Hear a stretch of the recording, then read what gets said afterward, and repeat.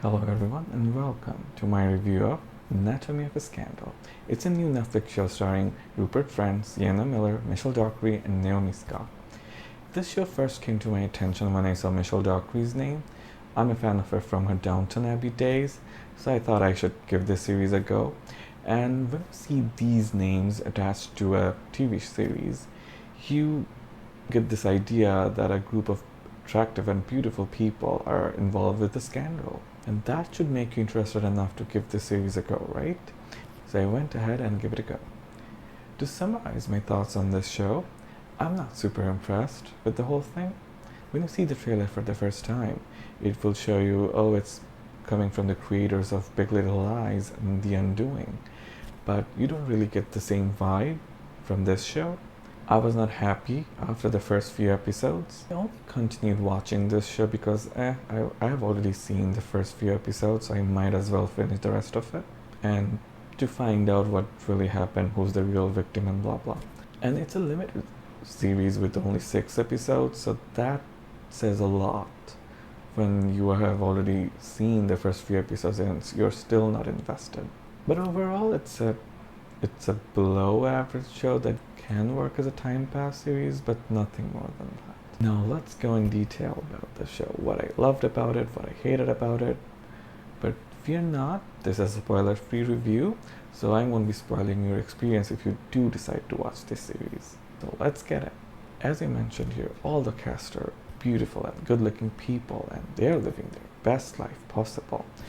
Rupert Friend here is a British MP who is living his best life. He has a beautiful family, a beautiful wife. He's about to secure a better position. He's quite valued in his party. And then comes this scandal, and a sex scandal no less. So his whole world turns upside down, things are falling apart, and that's where we begin. So that sounds like an interesting recipe, right? Nothing new, of course, but you do think it should be a good drama. Unfortunately, it's not.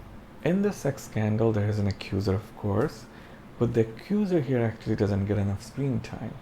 So we are stuck with Rupert Friend, who is the MP, and his wife, Sienna Miller. And that's all I'm gonna say without spoiling the story. The only person you are supposed to feel bad for here is Sienna Miller, and also because she's getting the most screen time, I would say.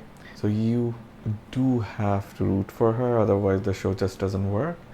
And that's exactly what happened. I didn't find her character enough root-worthy, I would say. You don't really sympathize with her character enough that you feel like rooting for her, at least for the first 4 episodes. I think her character could have used some more work. It's not like her acting was bad. Sienna Miller did just fine. But I don't think I understood what she was actually going through.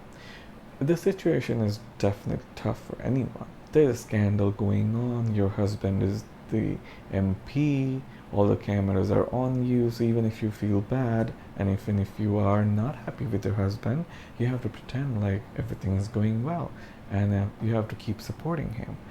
So that is a tough situation to go through, but how are you actually feeling when all that's said and done?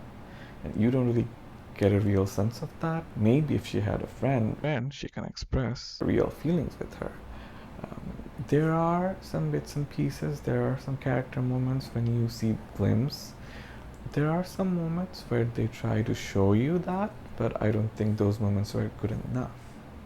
4 episodes into the series, I was wondering, why am I watching this show? I'm not invested in any of the characters. I'm not rooting for any of them. So even if the truth is revealed, why do I care, right? But then, after episode 4, something happens, and that makes me somewhat interested to find out the truth.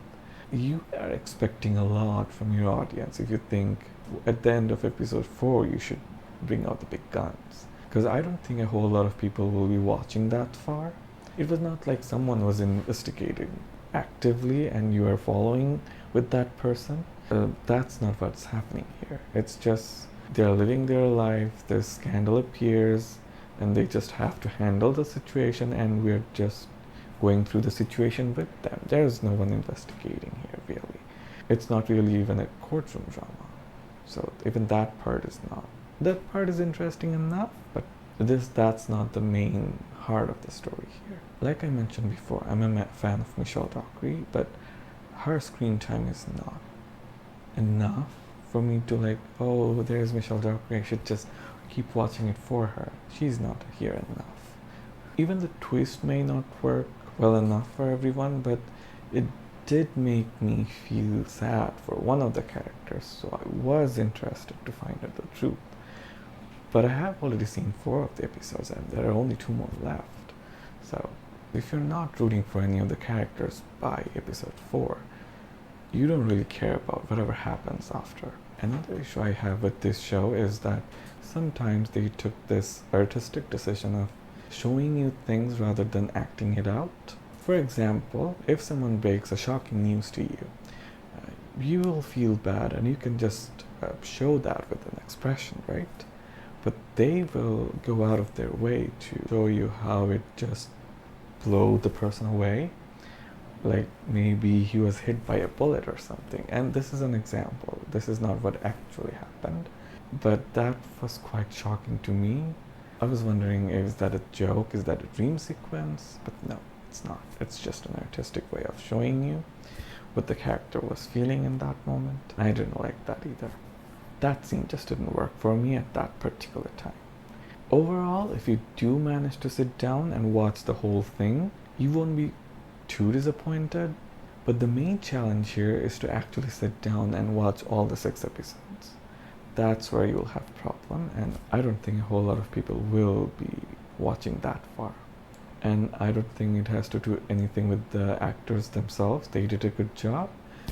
But that's also the only positive thing I can say about this show. Overall, you don't have to go out of your way to watch this, but if you feel like watching it, if you like one of the actors, maybe give it a go.